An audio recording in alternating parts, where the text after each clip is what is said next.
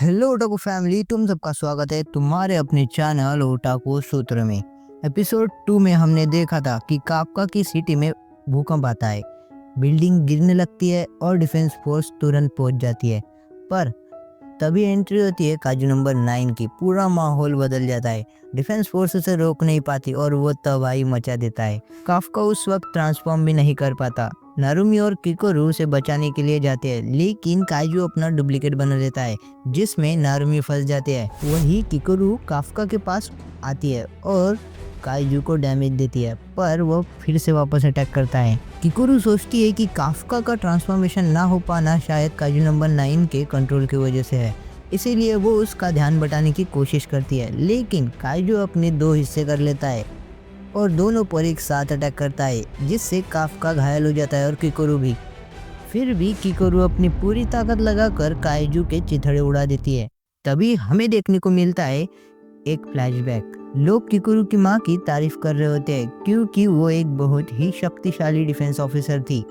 School में भी सब लोग किकोरू की माँ की रिस्पेक्ट करते हैं। शाम को जब उसकी माँ घर आती है, किकोरू ने प्राउडली बताती है कि कैसे वो क्लास में पॉपुलर हो गई। पर तभी वो देखती है कि उसकी माँ की शोल्डर के पास एक चोट लगी है और वही से डिसाइड करती है कि मैं भी अपनी माँ की तरह एक पावरफुल डिफेंस ऑफिसर बनूंगी। जिंदगी ठीक चल रही होती है, पर एक दिन काइजू का अटैक होता है जिसमें किकोरू की माँ की मौत हो जाती है। पूरा शहर शोक में होता है और उसी दिन किकोरू कसम खाती है, मैं डिफेंस ऑफिसर की सबसे ताकतवर मेंबर बनूंगी। बैटलफील्ड में काफी हंगामा है। किकोरू काइजू के टुकड़े कर देती है और कहती है, मैं सबसे ताकतवर बन के रहूंगी और किसी की भी जान नहीं जाने दूंगी। वो फिर अटैक करती है, लेकिन काइजू अपनी बॉडी को एक्सपैंड कर लेता है। किकोरू गिरने लगती है, तभी काफका एक धमाकेदार किक मारता है और उसे बचा लेता है, पर इसमें काफका की टांग जख्मी हो जाती है। फिर किकोरू अपनी कुल्हाड़ी से काइजू के टुकड़े टुकड़े कर देती है।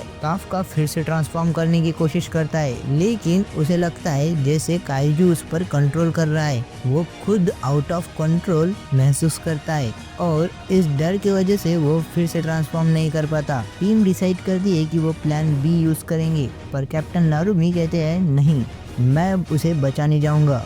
और फिर फुल कॉम्बैट पावर एक्टिव होती है। नारुमी अपने ब्लेड से अटैक शुरू करते हैं और काइजू पीछे हटने की कोशिश करता है, लेकिन नारुमी तुरंत गन शॉट चला देते हैं। काइजू अपना रूट डिफेंस फैला देता है और नारुमी को कंफ्यूज करता है। फिर एक बड़ा अटैक करता है, लेकिन नारुमी उससे बच निकलते हैं और फिर अपनी असली शक्ति दिखाते हैं। उनकी आंखों में चमकता हुआ साइन दरअसल काइजू नंबर 1 की पावर है। इस पावर से नारुमी फ्यूचर मूव्स पहले देख लेते हैं और इसी वजह से वो एक कदम आगे रहते हैं और एक के बाद एक फाइनल अटैक के साथ कैप्टन नारुमी काइजू को दबा देते हैं। सब लोग चीयर्स करते हैं, रिलीफ का मोमेंट होता है। लेकिन दूसरी तरफ किकोरू और काफका अभी भी लड़ रहे होते हैं। काइजू नंबर 9 उन दोनों पर हमला कर देता है, दोनों घायल हो जाते हैं। काफका दूर जाकर गिरता है, तभी उसे रियलाइज होता है कि मेरा सबसे बड़ा दुश्मन काइजू नहीं, मेरा अपना डर है। इस डर की वजह से मैं ट्रांसफॉर्म नहीं हो पा रहा। तब किकोरू उसे मोटिवेट करती है,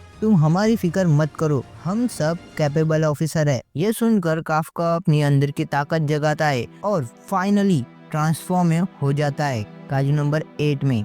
जैसे ही काजू नंबर 9 ये देखता है, वो जोर से चीखता है और मरे हुए काइजू एकदम से जिंदा हो जाते हैं और भी ताकतवर हो जाते हैं। इधर काफका सीधा काजू नंबर 9 की तरफ दौड़ता है और किकोरू छोटे काइजू को फिनिश करने लगती है। काफका और काजू नंबर 9 की फाइट शुरू होती है, लेकिन काफका फुल पावर लगाकर बिजली की रफ्तार से उसका शरीर चीरता है और कोर निकालता है, पर रियलाइज करता है कि ये तो असली कोर नहीं है। काइजू अपना डबल वेपन मोड स्टार्ट करता है और भयंकर अटैक करता है। काफका आसमान में उछलता है और फिर फुल स्पीड से नीचे गिरता है और बैटलफील्ड में खून की बारिश जैसे सीन बन जाता है।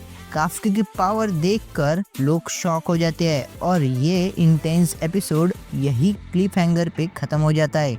तो दोस्तों, तुम्हें ये एपिसोड कैसा लगा बताना। एपिसोड 4 जल्दी आएगा, तब तक के लिए वीडियो पसंद आई हो तो लाइक करो और ज़्यादा ही पसंद आई हो तो सब्सक्राइब करो। तब तक के लिए बाय।